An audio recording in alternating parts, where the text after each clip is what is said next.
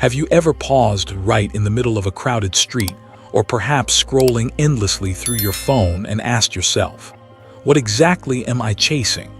That restless hum in the background of modern life, a constant itch for more, for newer, for better, it's become so normal we barely notice it anymore. But it's there, always there. From the moment we open our eyes in the morning, we're bombarded by images, messages, and promises. Promises that if we buy this, achieve that, or become someone slightly different from who we are right now, happiness will finally arrive. It's a subtle whisper in the air, you're almost there, but not quite yet. A bigger house, a sleeker car, a shinier phone, a few more followers, a thinner waistline, a thicker wallet. The finish line keeps moving. And the truth is, no one ever really gets there. Because the more we chase, the emptier we feel. We live in what philosophers and spiritual teachers call an age of excess. Never in history have human beings had so much access to material wealth, entertainment, and information. Yet paradoxically, rates of anxiety, loneliness, depression, and burnout are soaring. It's a strange, almost cruel paradox. We've built a world overflowing with pleasures, yet we've never felt so discontent. So, what's happening here? Why does having more lead to feeling less? Why do millions wake up every day with heavy hearts, even when their closets are full and their social media feeds sparkle with highlights? The answer, though ancient, remains urgently relevant today. And it begins with a truth that sages, monks, and mystics have whispered for centuries. The problem isn't the world, it's our relationship with it. Buddhist philosophy describes this restless craving as tanha, an insatiable thirst that fuels our suffering. It's the root of our discontent, not because desires themselves are evil, but because we mistake fleeting pleasures for lasting peace. We believe if we could just gather enough wealth, enough approval, enough experiences, we'd finally silence that gnawing sense of not enough. But life in its nature is transient, everything changes. The new car becomes old. The job promotion loses its thrill. The admiration fades. And so the cycle begins again. Craving, grasping, disappointment, repeat. And while ancient people chased after survival and simple comforts, today's world is wired to amplify desire. Every advertisement, influencer, and platform is meticulously designed to keep us feeling incomplete, subtly suggesting that what we have isn't enough, that who we are isn't enough. It's a clever cage, and the most dangerous prisons are the ones we cannot see. But here's the good news. If this restlessness is a product of our mind's conditioning, it means it can be unlearned. If the cage is invisible, it can be dismantled. And at the heart of this liberation lies an ancient, almost forgotten art, the art of contentment. Contentment doesn't mean resignation. It doesn't mean giving up dreams or living in dull indifference. It means rediscovering the ability to feel complete in this very moment, to realize that peace isn't something we have to chase, it's something we return to. It's not out there. It's here right now. The Buddha once said, "Contentment is the greatest wealth, not because it denies life's pleasures, but because it frees us from their chains." When we cease clinging to every passing desire, a deep, quiet joy begins to rise, one not dependent on circumstance, but rooted in awareness. So imagine this. What if, for a moment, you let go of the pressure to become anything other than what you already are? What if you stopped measuring your worth by numbers in your bank account, your waistline, or your follower count? What if you paused, took a breath, and recognized the quiet miracle of simply being alive? The world wouldn't stop spinning, but perhaps you might. And in that pause, that sacred, silent pause, you might hear something you've missed all along.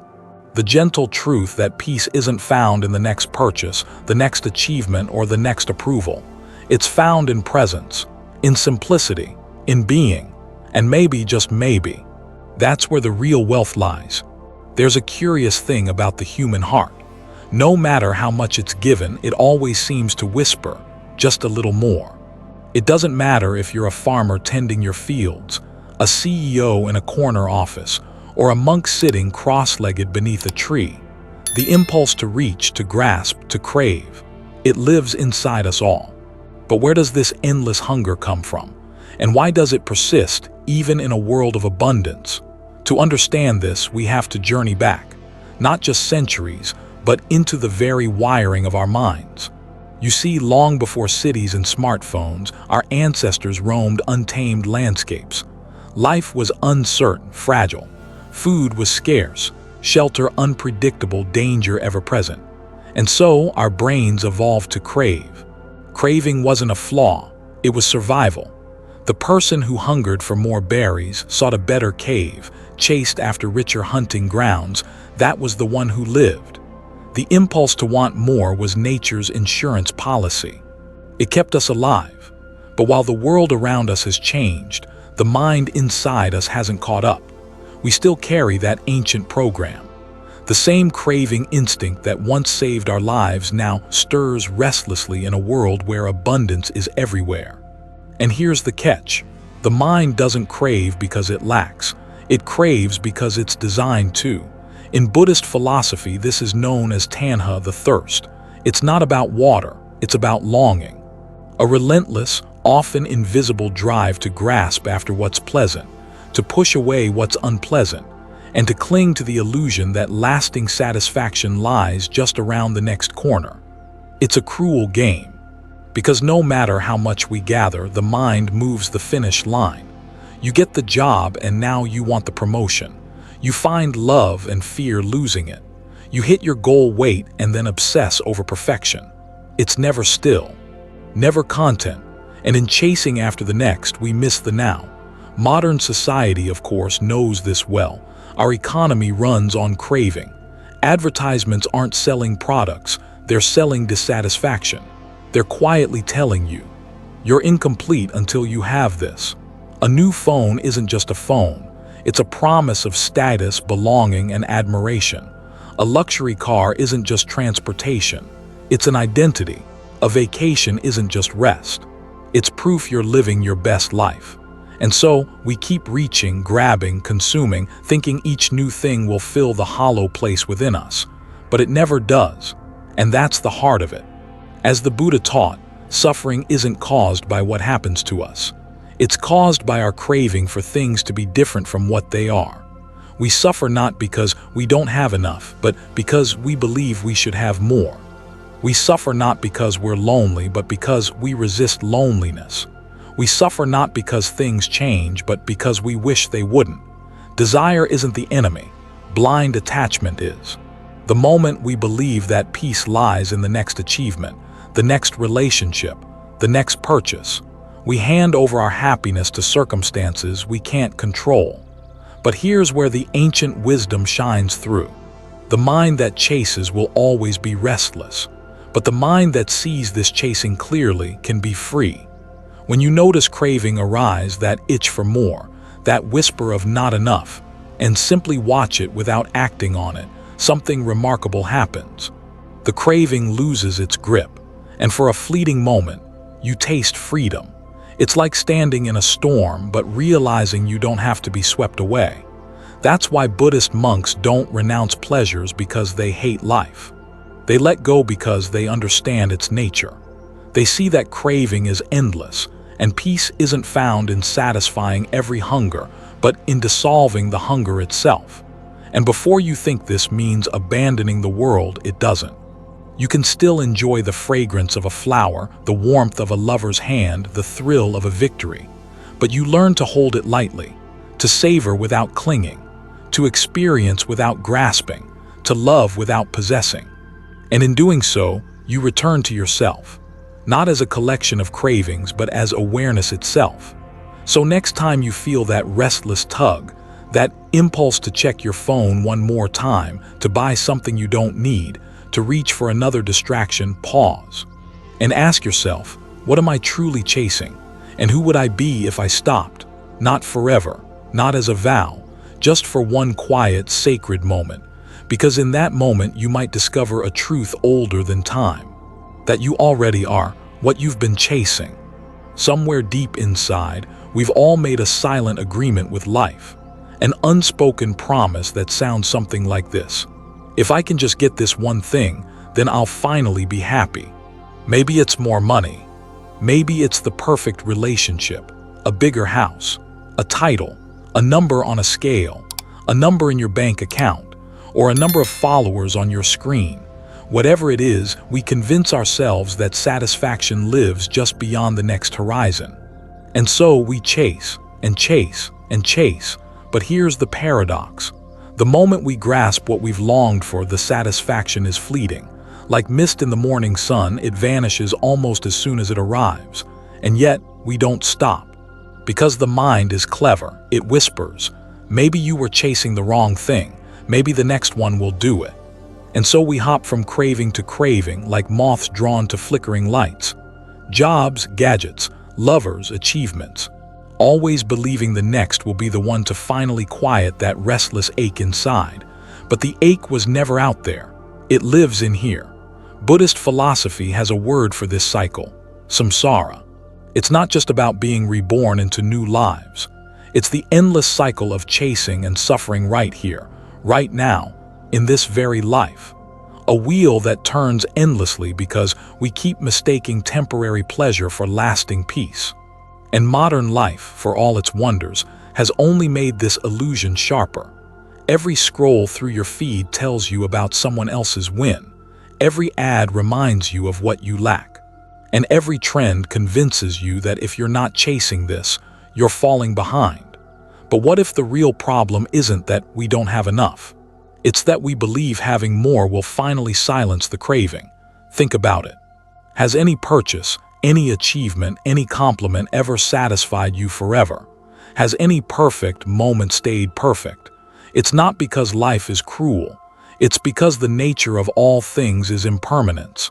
Everything changes. Everything fades. And when we anchor our happiness to what can't stay, we doom ourselves to disappointment. The Buddha didn't teach this to be bleak. He taught it so we could finally stop chasing illusions and start living in reality. And what is reality? It's this moment, unadorned, unpromised, completely enough as it is if only we'd stop layering it with endless conditions. There's a story from ancient times about a king who asked his wise men for a phrase that would always be true in good times and bad. After much debate, they returned with this too shall pass. In pleasure, it reminds us not to cling. In pain, it reminds us not to despair. And so the way out of this endless hunger isn't to banish desire, it's to see its nature clearly. To notice when the mind starts bargaining again. If only I had this. And to smile at it, not with cruelty but with tenderness. Like watching a child chase bubbles in a field, believing each one is the prize. We don't need to destroy craving. We only need to stop believing it holds the key to our peace. And what happens when we do? Life softens. We begin to savor things, not because they'll complete us, but because they're here, fleeting, precious. A sip of warm tea on a cold morning, the laughter of a friend, the quiet of evening light. These are enough, not because they fill a hole, but because for a moment we stop believing there was a hole to begin with. And in that simple, unadorned space, we touch contentment, not the contentment that shouts, "I've finally won," but the kind that whispers, "I need nothing else." And that is freedom. Some truths aren't shouted from the mountaintop. They arrive in whispers, soft, steady, and ancient as the earth beneath our feet. Contentment is one of those truths. In a world obsessed with climbing, owning, conquering, the idea of simply being at ease with what you have seems almost radical. But over 2,500 years ago, a man sat beneath a fig tree, gazed deeply into the nature of human suffering, and discovered something most of us spend our entire lives overlooking. That man was Siddhartha Gautama, the one we now call the Buddha. He saw clearly what few dare to admit, that no matter how much we accumulate wealth, lovers, titles, experiences, the human heart, untamed, always craves more. And so he taught not the path of renunciation for its own sake, nor indulgence in endless pleasure, but the middle way, a life where one neither clings nor rejects, but moves gently between the currents of joy and sorrow, victory and loss, with grace.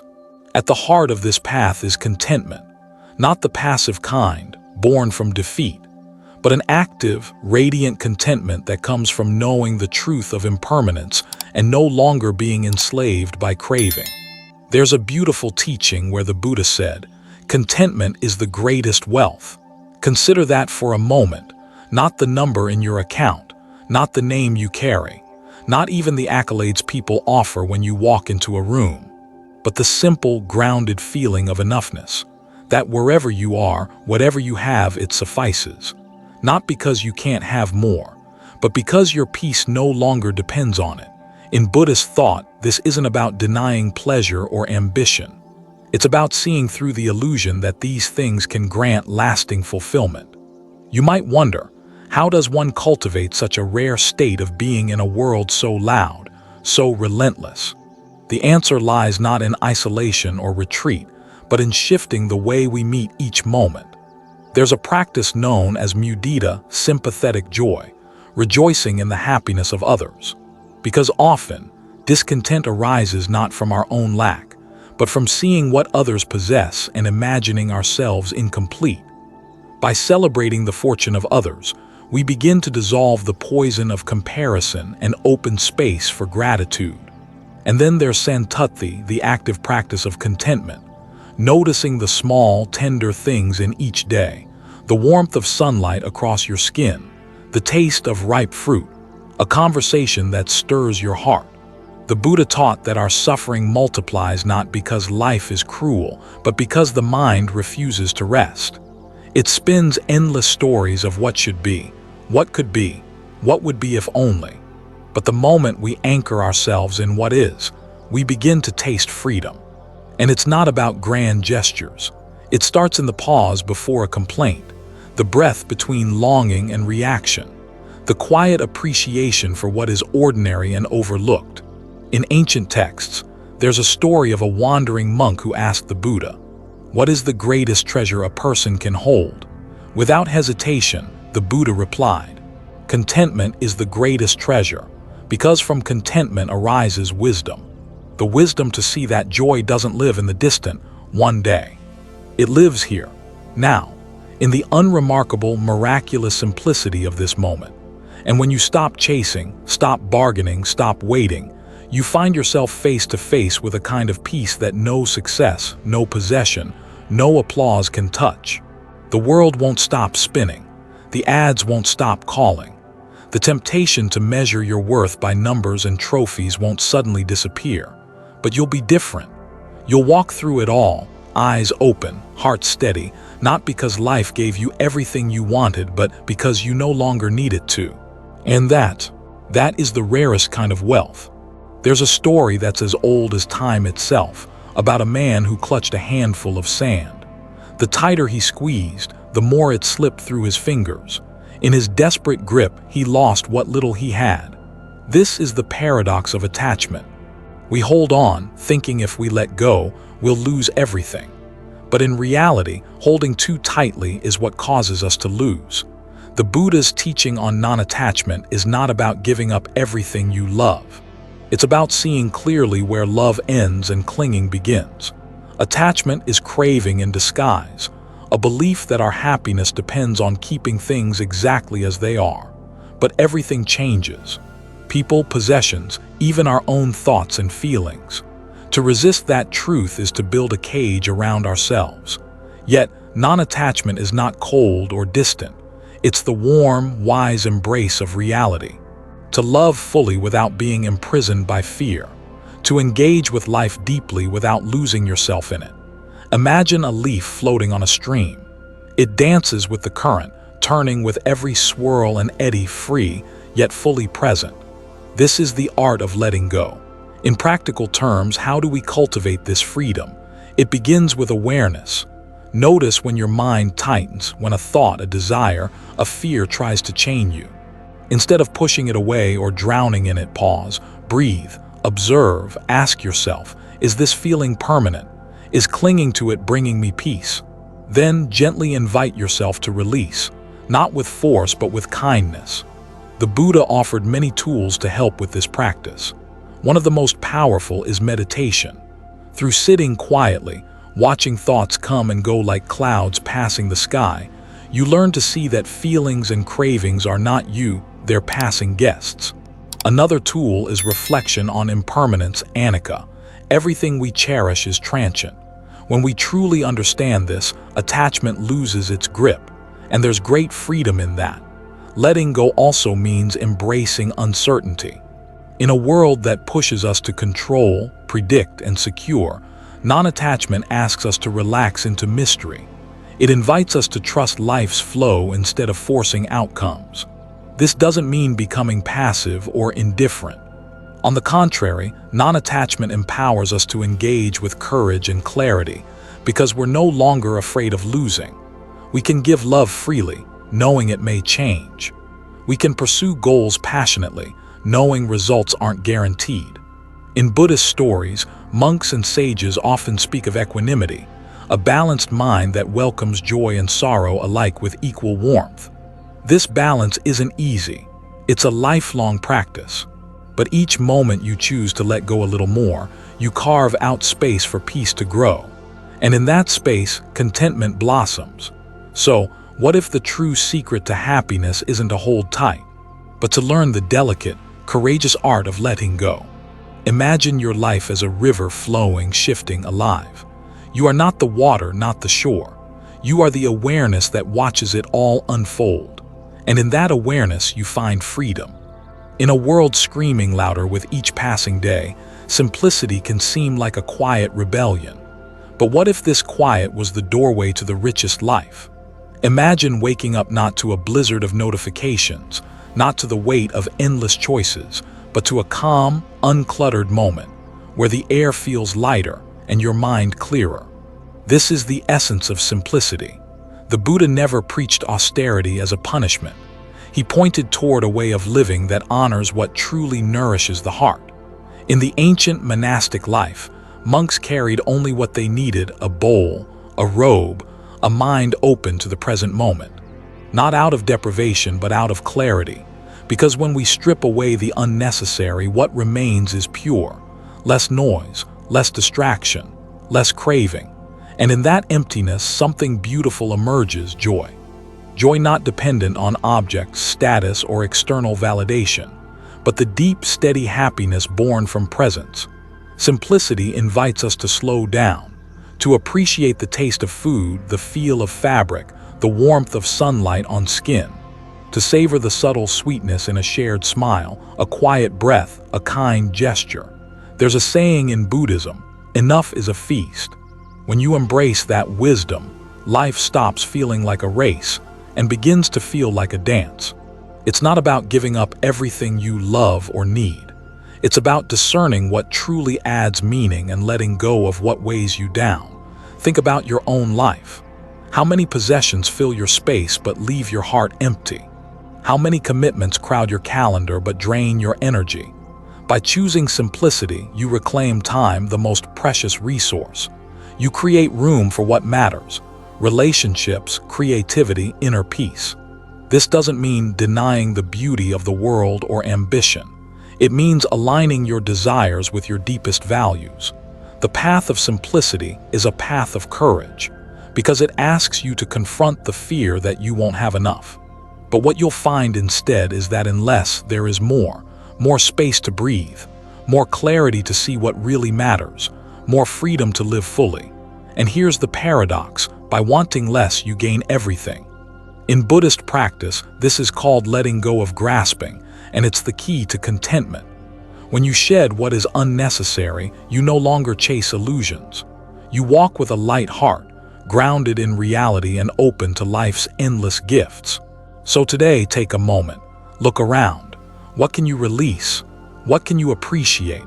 In the art of cultivating simplicity, you may just find the greatest joy you've ever known. After wandering through the maze of desire, craving, and excess, we arrive at a profound truth. Contentment is not a destination but a return to something deeper, something whole, something we have always carried within. In the rush of modern life, we often forget that true wealth is not measured by what we accumulate. It's measured by the fullness of our heart, the clarity of our mind, and the peace that lives quietly beneath the noise. The Buddha taught us that wholeness is found not in having more, but in being more present, more awake, more alive. This wholeness is like a hidden treasure buried beneath layers of distraction and attachment. To uncover it, we must be willing to peel back those layers with patience and courage. Contentment invites us to embrace life exactly as it is, without needing it to be different. It asks us to welcome joy and sorrow, success and failure with equal tenderness. This is the true art of living. Imagine a river flowing steadily, not resisting the rocks or the bends, but moving with grace and ease.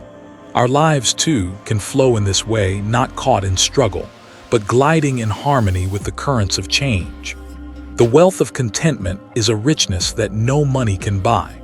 It is a quiet strength, a steady light in the darkest moments. It frees us from the invisible cages we built with our own hands. And when we live from this place of wholeness, everything changes. Our relationships deepen, not because we expect something in return, but because we love without clinging. Our work becomes a form of joy, not a source of stress. Our challenges transform into opportunities for growth. This journey is not about perfection. It's about returning home to ourselves again and again, no matter how far we wander. And every step on this path is a victory. So, as you close your eyes and breathe deeply now, know this. You are already enough, right here, right now. In this moment, contentment is within your reach. It's waiting quietly in the spaces between your thoughts, in the gentle rhythm of your breath, in the simple gift of being alive. May you carry this truth with you. That true wealth is not in more, but in enough. Not in accumulation, but in acceptance. As the sun sets on this story, remember, the art of contentment is the art of living fully, with an open heart, a clear mind, and a spirit free to soar. Thank you for walking this path together. May peace and joy be your constant companions.